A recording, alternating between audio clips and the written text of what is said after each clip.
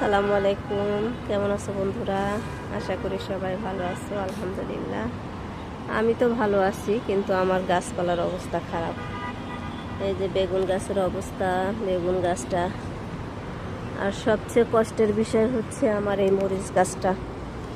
মরিচ গাছটা এত সুন্দর পাতা ছাড়ছিল, মরিচও ধরছিল। এই মরিচ গাছটা একদম শুকায় গেছে। অনেক ফুল ছিল মরিচ গাছে, আর পিঁপড়াও লেগে গেছে দেখতেছি। এটার এখন আমি কী করবো বুঝতেছি না। সব কিছু ঝেড়ে ঝেড়ে মরিচ গাছটা কেটে দিতে হবে মাথা, তারপরে যদি কুশি ছাড়ে তাহলে তো ভালো, আর না হলে তো আর কিছু করার নাই।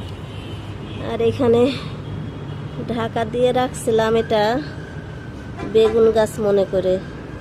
এটা কি গাছ হয়েছে আল্লাহ জানে। এটা তো কি গাছ বুঝতেছি না। যাই হোক,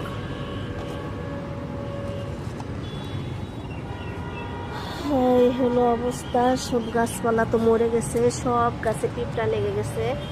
এখন আমার এগুলোর পিছনে লাগতে হবে। এত সুন্দর বরবটি গাছ হয়েছিল, এখন আজকে এটা সারাদিন সব গাছগুলোতে পিঁপড়া লাগছে। সব গাছ আল্লাহ মাশাআল্লাহ, এই গাছটা আমার অনেক সুন্দর হয়েছে, তো বড় হয়েছে, কিন্তু পিঁপড়া লেগে তো অবস্থা খারাপ করে দিতেছে। যে লাল ডাঁটাটাতেও পিঁপড়া লাগছে। এগুলো এখন ব্যবস্থা করতে হবে। তো ঠিক আছে, শুভ সকাল সবাইকে। সবাই ভালো থাকো, আল্লাহ হাফেজ, টাটা। আমি কাজে লাগি।